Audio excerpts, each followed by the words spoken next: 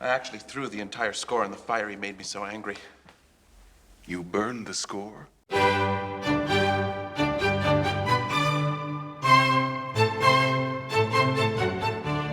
What if the bitter rivalry you see on screen was actually real?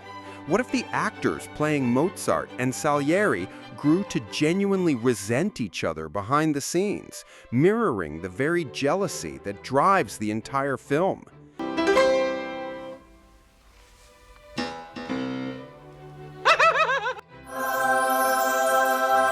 Milos Forman's Amadeus is a cinematic titan, a film that swept the Oscars and redefined the period drama. But the drama behind the camera was, in many ways, just as compelling as the one in front of it. In this video, we're counting down the top 10 behind-the-scenes secrets of this 1984 masterpiece. From dangerous filming conditions that could have burned down a historic landmark, to the shocking last-minute accident that forced a main character to be recast overnight, you're about to see this film in a whole new light. Released in 1984, Amadeus tells the story of Wolfgang Amadeus Mozart through the eyes of his jealous rival Antonio Salieri. It was a critical and commercial smash hit, winning an astounding 8 Academy Awards, including Best Picture. It's a film that feels both historically epic and shockingly modern.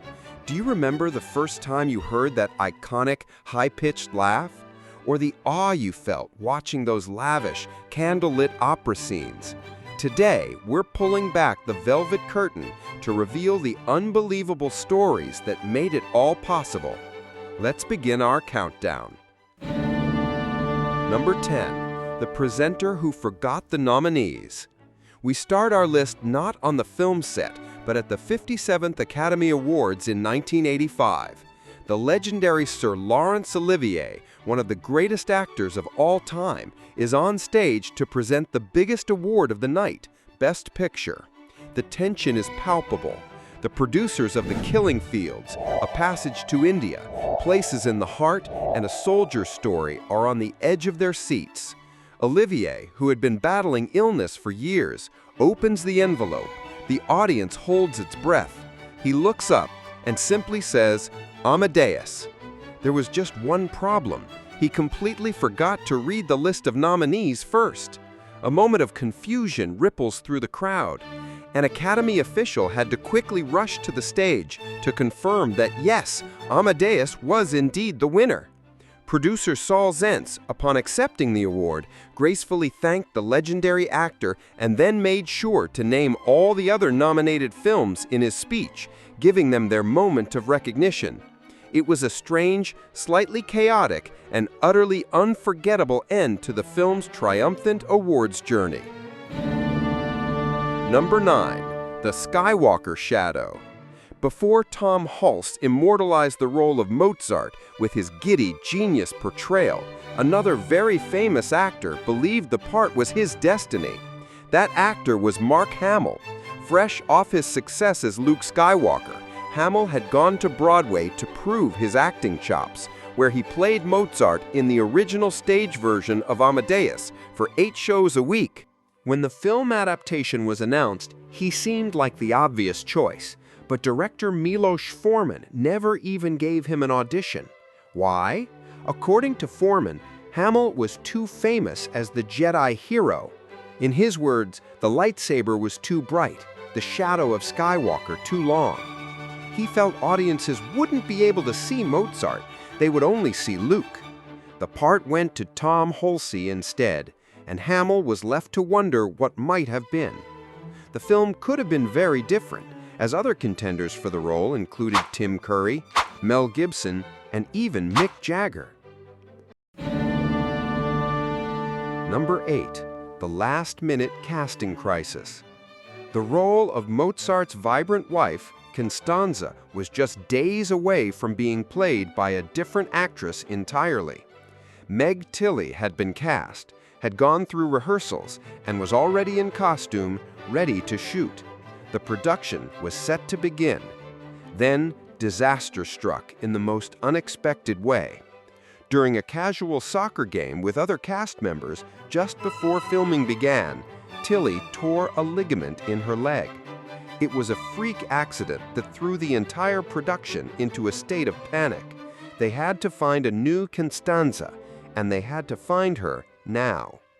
Elizabeth Berridge was cast almost overnight, with absolutely no time for chemistry tests or extensive auditions. She was thrown into the deep end, but her performance was so natural and compelling that it felt as if she had been part of the project from the very beginning.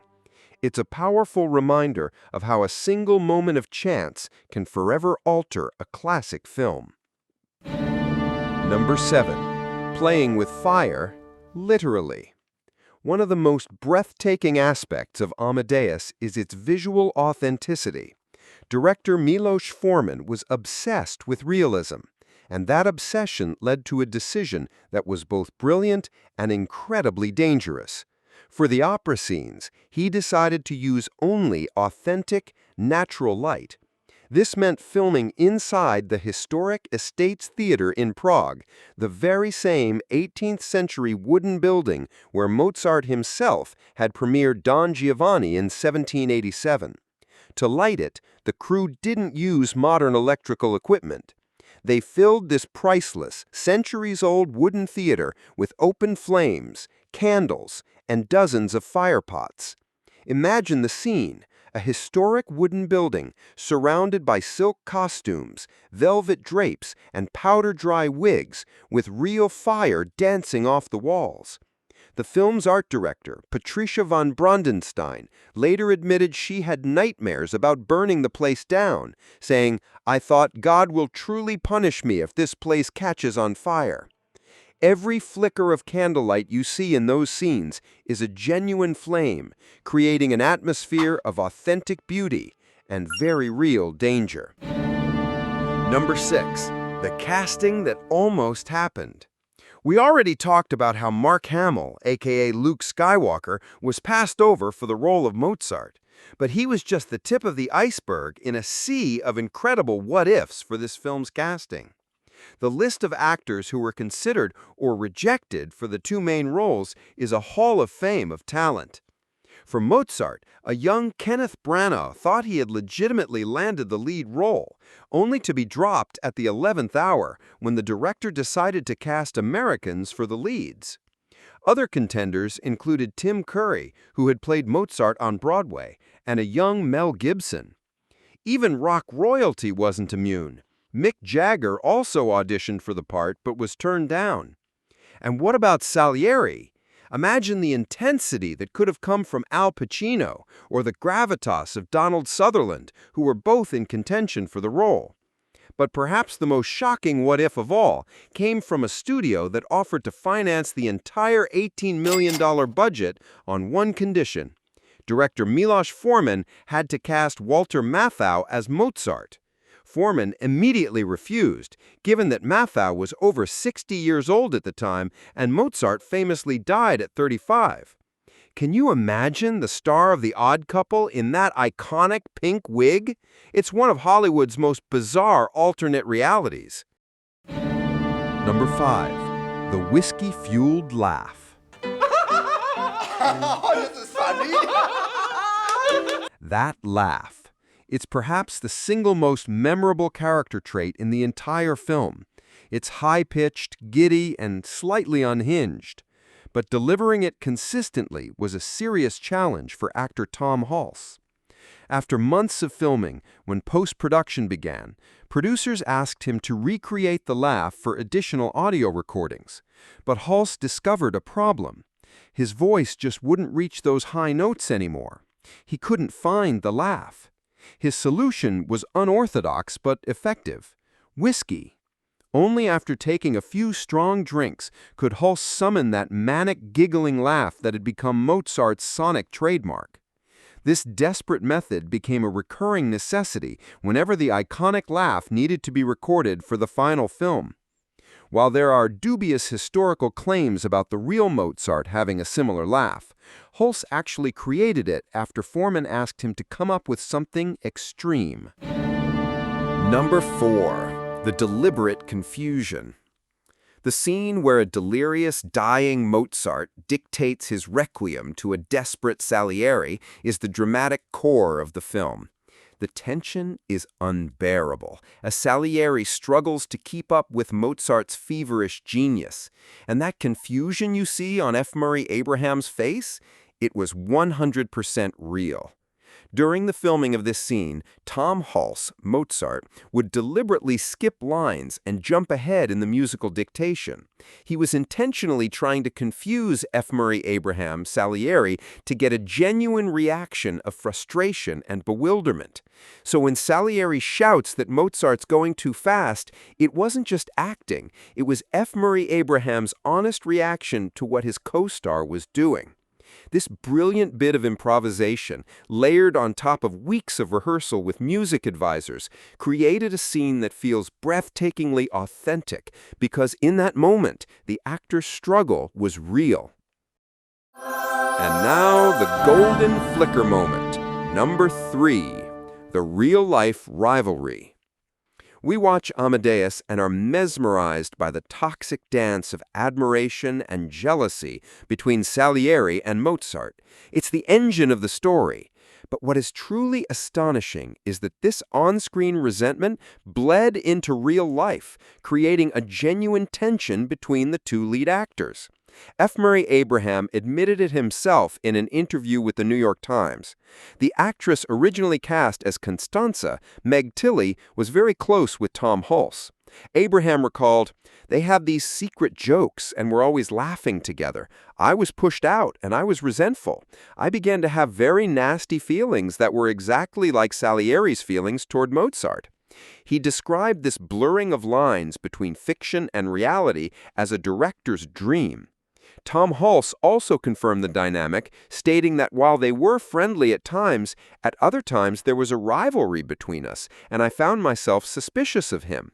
They weren't just acting out a rivalry, they were living a version of it, and that raw, authentic jealousy is baked into the very soul of their Oscar-winning performances. Do you agree that this is the golden flicker moment? Number 2. The real man in the mask. The image of a masked figure sent by Salieri to torment Mozart by commissioning a death mass is one of the most haunting in cinematic history. It's a brilliant plot device that depicts Salieri as a puppet master driving his rival to madness and death. The only thing is, it never happened that way. Salieri did not commission the Requiem. The real story is just as strange, but involves a completely different person. In 1791, a man did approach Mozart to commission the Requiem Mass, but his name was Count Franz von Walsegg. The Count was an amateur musician with a bizarre habit. He would secretly commission works from famous composers and then pass them off as his own at his private concerts. Mozart did indeed die before he could finish the piece, but it wasn't Salieri who helped complete it. That task fell to Franz Zutzmayer, a composer and possible student of Mozart. The film's central plot point is a masterful piece of fiction, created for the original stage play by Peter Shaffer. Number 1. The impossible musical perfection. The number 1 secret of Amadeus is a testament to a level of dedication and artistry that is almost beyond belief. When Tom Hulce was cast as Mozart, he faced a colossal challenge. He didn't know how to play the piano. He was a guitar player. Director Milos Forman offered to use camera tricks and hand doubles to fake the piano playing, but Hulce refused. He was determined to make it look real. For 6 months leading up to and during the shoot, Hulce practiced piano for 4 to 6 hours every single day, mastering the complex Mozart pieces featured in the film. He even learned to play one tune while lying on his back, a feat he performs himself on camera. But here is the truly mind-blowing part. His dedication paid off so spectacularly that music professors later studied the film frame by frame. Their conclusion? Not a single key is struck incorrectly, when compared to the music being heard on the soundtrack. Let that sink in. Every time you see Mozart's hands on the piano, what you are seeing is perfectly synchronized with what you are hearing. It is a level of authenticity that is simply unprecedented, and it stands as the ultimate tribute to both the actor's commitment and the genius of the man he was portraying. From real-life jealousy to whiskey-fueled laughs and death-defying pyrotechnics, the story behind Amadeus is as rich and complex as a Mozart symphony. It's a film made with a dangerous, obsessive passion for authenticity, and it's why it remains a timeless masterpiece. If you discovered something new today, illuminate our day by clicking like and subscribe to Golden Flicker so you don't miss any behind-the-scenes stories from Hollywood. What film or actor do you want to see here in the next video? Let us know in the comments.